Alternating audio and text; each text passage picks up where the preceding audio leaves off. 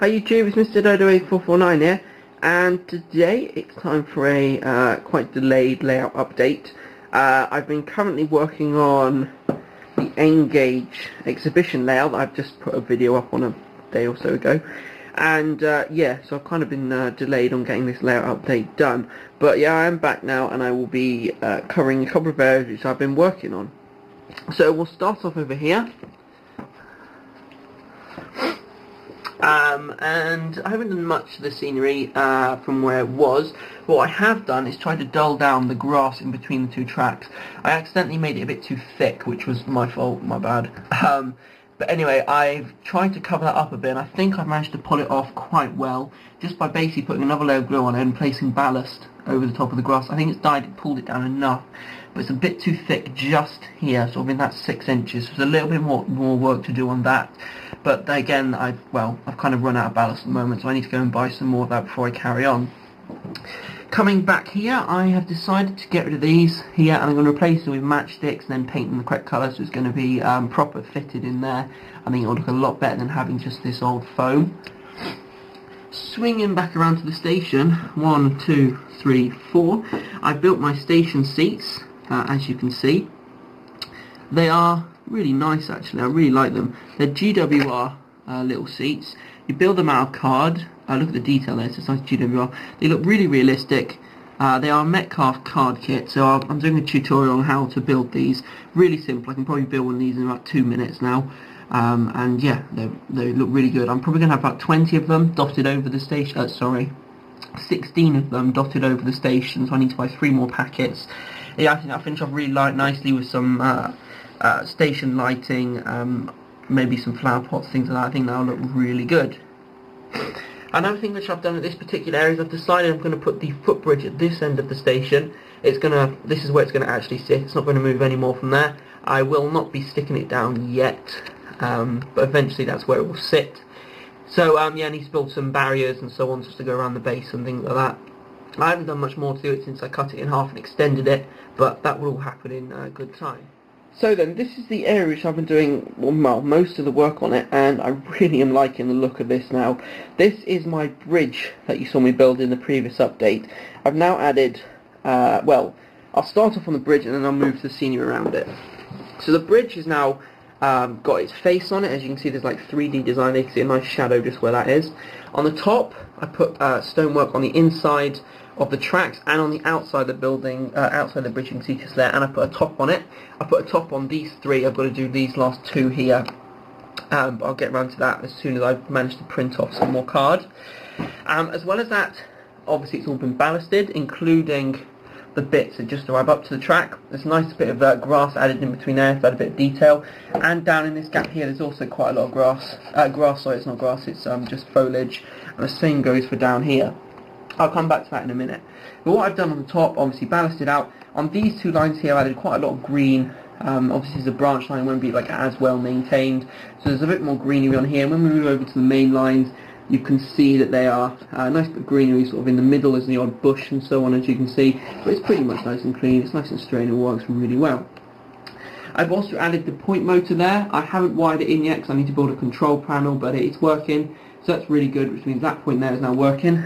Then this point here, I've got some more PL10 point motors, and they will eventually stick in there, and then that will get that point working.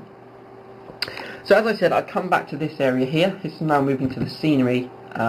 This sort of foliage area, it's very difficult to paint this or add static grass to under the bridge. So basically what I decided to do in the end was stick foliage down. It's the easiest thing I do, and it looks really good. If I get the correct angle, you can see this foliage goes all the way down. If I drop it down here, you can just about see it goes all the way under the bridge, all the way across. Same on both sides. And I think it looks really good underneath the bridge there. It gives like a nice sort of thick, overgrown sort of thing. If I wanted to, I might stick some people or something underneath the bridge on this grass area. Again, may change my mind and add a bit more foliage, but we'll have to see how that goes. So I've added static grass to either side. This isn't finished, there's going to be a lot of wild flowers and things stuck on this. So once I find out exactly what I want to do, then that will go on there. But that's the base layer of static grass, both long and short. This is where I've been doing loads of work, and I'm really happy with how this looks. This is my, well, as you can see, it's the river scene I've been building. I think it looks really good, really good. So I'll just explain. I'll start from the outside and work inwards. I put very long static grass on either side, sort of unmaintained. I'm going to add some reeds just along the sort of the corner, the edges.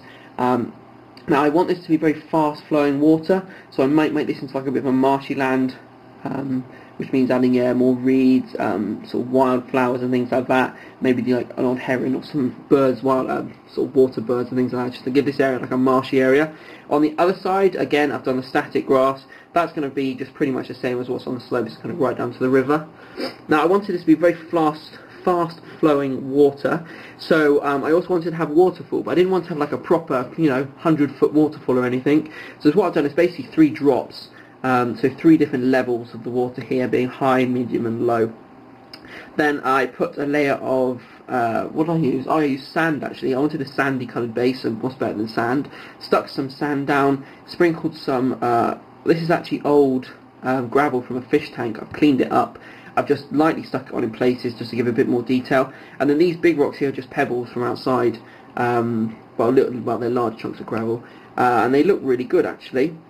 If I just show you what I've tried to do here. On this one here, as you can see, there's a lot of moss on the top. This one here in the middle, again, there's quite a lot of moss running on the top. And that there as well, obviously, it's wet rock, but it's not submerged. Excuse me. So the rock will go over it. Now eventually the water will come rushing out of here on both sides, hit this rock here and sort of go either side of it, then pool again in the middle before it drops over this edge here. It'll be very fast flowing. I'm trying to work out if I should use Dapple water effects or if I should use Woodland Scenics water effects, or if anyone got any other ideas. I know you can use PVA or clear silicone, but I'm not too sure how well they look, so we'll have a look at that at a later date. But yeah, I think that'll look really good. I just want fast flowing water, very ripply towards this end here. The top here is just going to be quite flat looking but fast looking, so it's not going to be many ripples. But as soon as you hit here, there's going to be a lot of white water around. I think that will look really good. So I'm really happy with the way this has come out. There's a lot more work to do on it, as you can see. A few gaps I need to just cover up and so on. But all that will happen in good time. I'll just give you a look at the layout. So another thing I've done is I've cleaned up everything. I've moved my drawers over to there with my plastic boxes covered in tools and all things in there. The drawers on the left, that's got boxes in it, as well as to store locos and stuff if they're not on the tracks. Rubbish bin, I should really go in my proper bin. I just want to show you quickly what's in here. This is my old layout, and oh, I need that rubber. This is my old layout, well, what's left of it. And what I've done is I've removed anything that's useful. There's houses in there, there's a few trackside buildings, there's height gauges and so on, telegraph poles, fencing. On the other side there's quite a lot of trees. What else is in there? A few other bits and bobs. This gantry over there. There's quite a few things around here that I'm planning on sticking on the layout in certain places and so on. So yeah, it basically means my old layout, Gorin Head, is almost gone now. It's just a board with track on it. So I'm going to try and rip off as much of the track as I can. If it's usable, I will use it again. If it's not usable, I'll just either sell it or bin it, and then yeah, that will be almost completely gone. So yes, I think that is about it for this layout update. It's going really well. It's running nicely. I have got one thing to say about the LMS City of Lancaster over there, but I'll do that in a separate video because something quite strange happened to her, but I've managed to fix it. It's nothing bad or anything. So good. And the final thing I'll just swing around and say, this is my Engaged exhibition layout, which you saw in my previous, well, in a previous video. Yeah, I think it's going to look really good. So this is just another sort of heads up. I'm also doing this at the same time as my 00 gauge, so it could be sort of, well, I'm not going to be working quite as much on both of these. It's going to be sort of flicking between the two. But that will be, you know, absolutely fine. I'll keep trying to keep my updates going. Now, I've got a very, very busy month or so. Obviously, I'm going to uni soon, so I've got to prepare for uni.